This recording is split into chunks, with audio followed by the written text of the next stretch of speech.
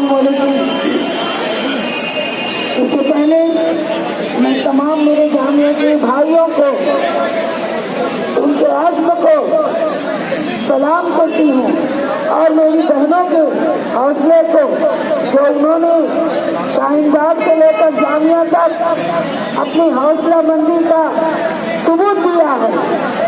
आज हमारे देश में जिस तरह के हालात चल रहे हैं बहनों और भाइयों, NRC जैसे काले कानून हम पर लादने की कोशिश ये सरकार कर रही है, ये हमें कतई मंजूर नहीं है।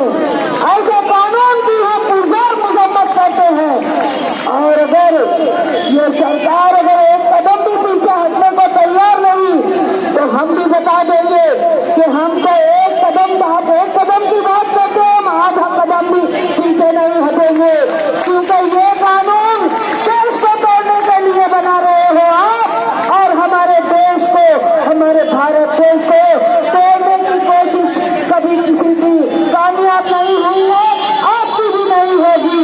अरे प्रधानमंत्री जी, आप बेरोजगारों को रोजी दीजिए, बेरोजगारों को रोजी दीजिए, देश का विकास कीजिए और इस देश को आगे ले जाइए।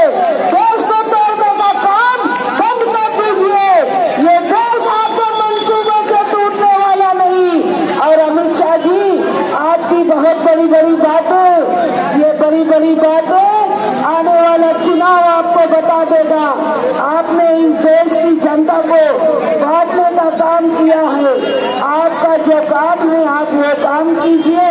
हमारी जनता, हमारा हिंदुस्तान, और पहले तो आप ये बताइए मोदी जी और अमित शाह जी, ये बताइए कि आप होता कौन है कि हिंदुस्तान के नागरिक होने का सबूत आप हमसे मांगते हैं।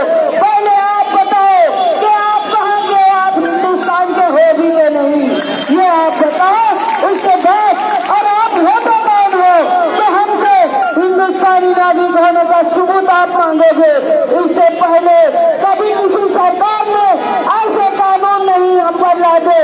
ये क्या है, ये कभी नोटबंदी में देश को उल्टा कर रख रहे हैं, कभी तलाक सलाखों पर, कभी कुछ भी बिल NRC जैसे बिल लेकर आ जाते हैं। और हमारे पुरखों ने जब ये संविधान बनाया, हमारे नेहरू जी, गांधी जी, मौलाना अबुल कलाम आजाद और हमारे डॉक्टर साहब अम्बेडकर ने जब ये संविधान लिखा, जब ये संविधान बनाया, तो उस वक्त उन्होंने क्यों नहीं इस बात को उसमें लिखा। अगर उनका संविधान से छेड़छाड़ करने की आप बात करते हो तो ये हम बर्दाश्त से कोई भी हिंदुस्तानी नहीं करेगा, क्योंकि ये शहर, ये देश सेकुलर था, ये देश में सेकुलरिज्म कायम रहेगी। इसको, इस देश की अखंडता को, इस देश के सेकुलरिज्म को कोई भी खत्म करने की कोशिश करेगा वो खुद खत्म हो जाएगा, लेकिन हमारे देश की अखंडता कभी खत्म नहीं होगी। यहाँ हिंदू मुस्लिम हर समाज, सिख ईसाई सब मिलकर हमारे हिंदुस्तान में रहते हैं, रहते रहेंगे। हमारे पुरखों की मिट्टी, यहाँ के देश हिंदुस्तान की मिट्टी में शामिल है। आप हमसे क्या हमारे नागरिक होने का सबूत मांगते हैं?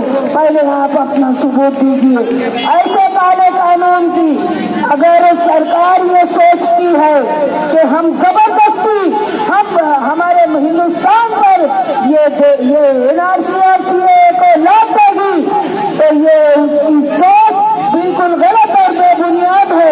लादने से भला क्या होता है? जब हिंदुस्तान का नागरिक आपके इस कानून को मानेगा ही नहीं तो आपके लादने से क्या फर्क पड़ेगा?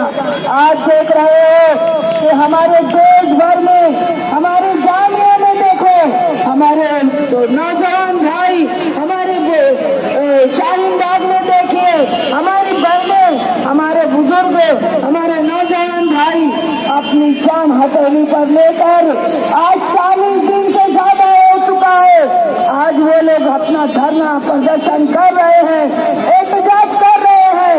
तो इस काले कानून की हमें जरूरत नहीं, तो इस कानून की हम पुरजोर मजम्मत करते हैं और रब्बुल इज्जत पर पूरा भरोसा है कि अल्लाह इस काले कानून को दफा रफा करेगा और हम इस कानून को नहीं मानेंगे और हमें कामयाबी मिलेगी। इस यकीन के साथ मैं एक बार फिर मेरे जामिया के भाइयों का और मेरी बहनों का के हौसले को सलाम करते हुए और उनको उनकी हिम्मत और हौसला को और मजबूत करने के लिए दुआ करते हुए अपनी बात खत्म करती हूँ।